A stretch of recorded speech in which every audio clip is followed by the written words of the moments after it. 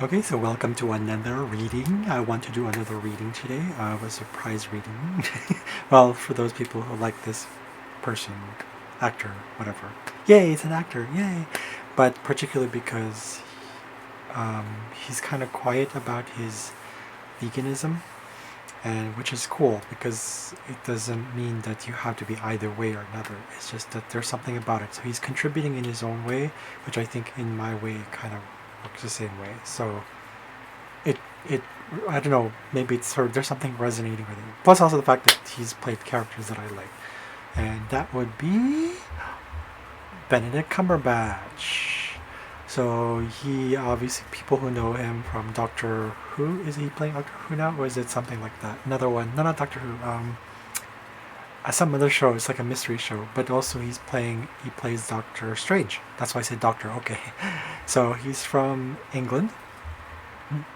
He's British. So he says here he's born in Hammersmith.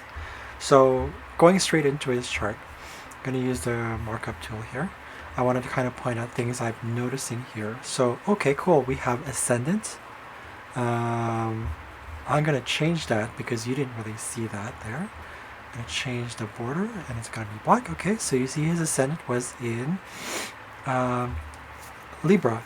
But Libra was almost a perfect conjunction to his Pluto, to his ascendant. You see that? 9 degrees Pluto, 8 degrees ascendant, almost a perfect conjunction. And that ties into like me. It's like I have Pluto in Libra, so he's one of those people. Pluto generations, Pluto in Libra generation, or relationships are often seen as very.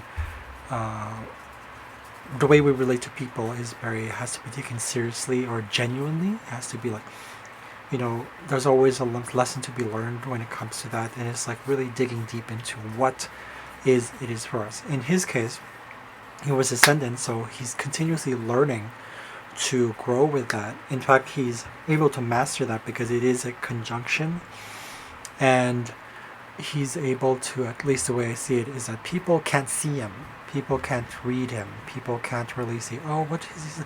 He's a little bit mysterious. He's very alluring, actually. He's not one of my typical types, but there's something about him, right? So it's very alluring, right? So that's very much Plutonian sort of effect. We're kind of very curious about Pluto. Right? If you think about it's way out there, so there's a lot of mystery and curiosity, with high intense curiosity, but an intense pull. There's that keyword, intensity, but also genuineness or genuinely, like, right? It's Plutonian. I like the fact that it's like, oh, his ascendant. So he appears that way, at least, how he presents himself, packages himself. But also because it was conjunct to his first house, so his physical body probably, he's able to manage and go through sort of dark, sort of deep issues that are like relative to like anything to do with poison, anything to do with bacteria, virus. I think he's able to manage that at the very least and have a healthy approach and a more genuine approach to his own physical body. I think this is why he's vegan. For those people who don't know, yeah, he's become vegan. I think he's been vegan for most of his life. So it's a real approach to how your body responds to his own body. I'm actually going to cheat here just a little bit. So going back to the first house, what the first house represents, it is the ascendant, but it's also your health, early childhood years. So maybe there is something else. It also has to do with like probably birth. I'm not sure if the moon has to be there, but I know that something to do with that. So maybe there was some sort of toxicity in his mother's womb, probably. I'm not sure. Or maybe he had some issues when he was a kid. In his childhood years, he had some issues with that. But we don't see I don't see challenging aspects yet to, not that I'm looking for one, but it's good to find it and learn from it, right? So any challenging aspects to his Pluto placement here, 9 degrees, let's take a look. 9 degrees, 9 degrees. We're just talking about ascendant right now. Okay, right there. We have square to his part of fortune. Part of fortune was in Cancer in 10 degrees. and conjunct his 10th house. So his the orientation point. Remember I talked about this in my previous videos. His orientation point is slightly different from the houses, whereas the orientation point talks about our roles, or rather how we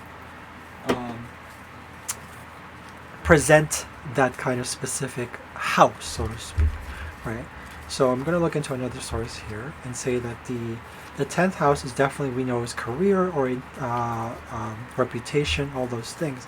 But because the part of fortune is where we find our gifts are hidden, like where we, I guess you can say where we shine, but at the same time where we, cheating. So part of fortune, I just want to clarify that because I noticed there's a square there. So he's probably had to not really figure it out, or he's constantly trying to figure out his role in society and sort of like what his talents are here. It's what is this here? So in Cancer, it says here in my source here that it is talent for caretaking, but specifically how he comes up, how he appears in the general public, specifically what his ego has to do with it as well, his reputation as both as a human and as an actor.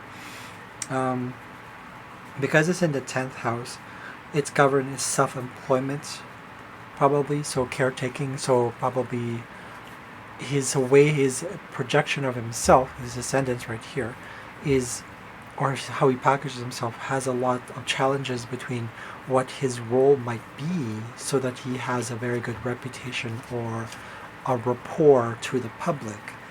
And because a part of fortune deals with specifically here, talents and abilities are expressed, right? Talents and abilities, but also where we see, right? So the house of fortune. Okay, so the house it's in is the one that manifests success, health, and abundance.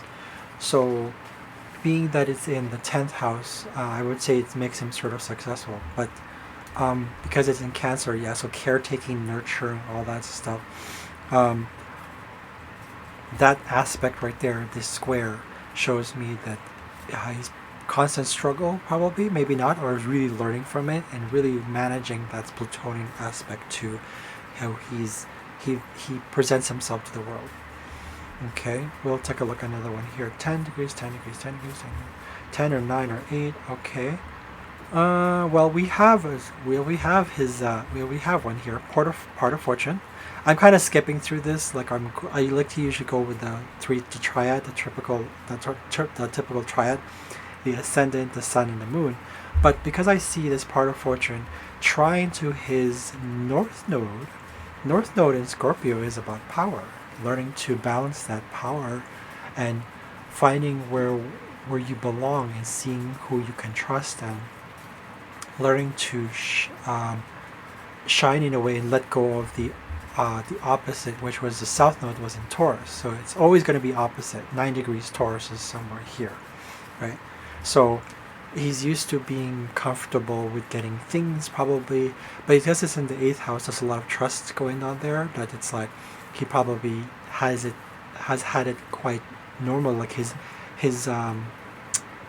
south node represents his past karma, where it's like he's used to having this sort of natural behavior of like, oh, I'm supported in a lot of ways through more like physical, but also material belongings like possession and worth.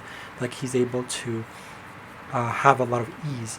But with the tension, the opposite of that, the north node, in Scorpio, it's like the power, where does come from, like who he could trust, who he could relate to, who he could really like go on a deeper level, the material and physical level, right? And like not just go with the typical like pleasing stuff, which is very Venusian, that rules Taurus, but Plutonian, which is more about deeper relationships and deeper connections, deeper meaning, meaningfulness, purpose, profoundness, So he's able to do that, but then if he manages to learn from that and find that his north node is I would say probably what he should like go with and learn more from, because it's already, his south node is already like, it's set. His north node is what he's still learning from, or that's his path. But because it's in trine to part of fortune, I would say that has a lot to do with ability to take care of himself, but also how he creates boundaries for other people boundaries for himself, so that he can be more helpful, or rather find himself in place in society, right? His reputation. In fact, I look at it, it's 10 degrees.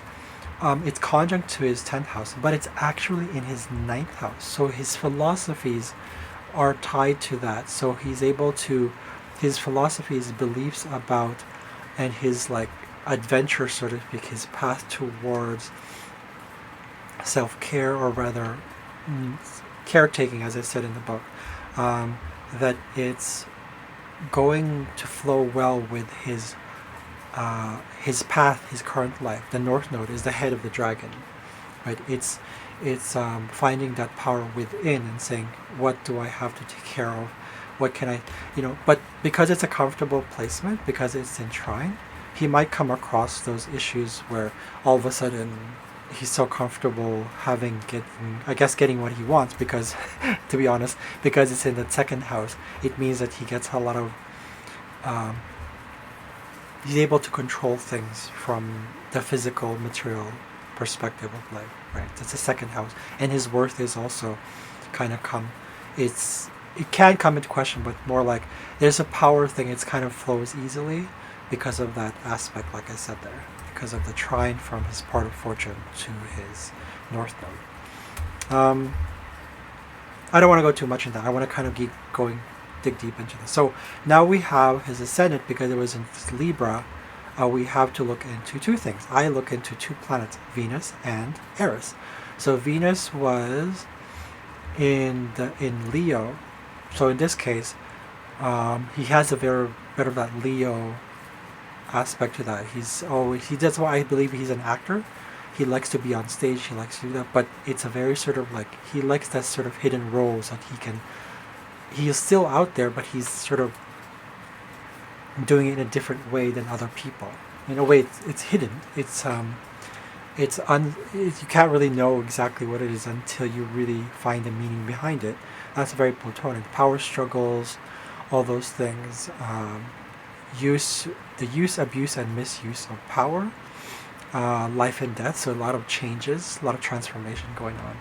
But because it extends to his 8th house, because Pluto naturally rules 8th house stuff. So any sort of 8th house issues here we have, it extends over to the 8th house. So a lot of fortune, a lot of leisurely sort of like activities with Jupiter here. It extends over to that, his ascendant. So like there's a lot of, it's actually, if you look at this, there's quincunx right here. So he has to adapt to the natural growth of his transformation and his 8th house stuff with the way he presents himself to the world. So in other words, he probably feels like he has to go through not only the changes, but what that means for his own personal growth, right? His own joy, his happiness, right? That's very much Jupiter, right? His ventures into life.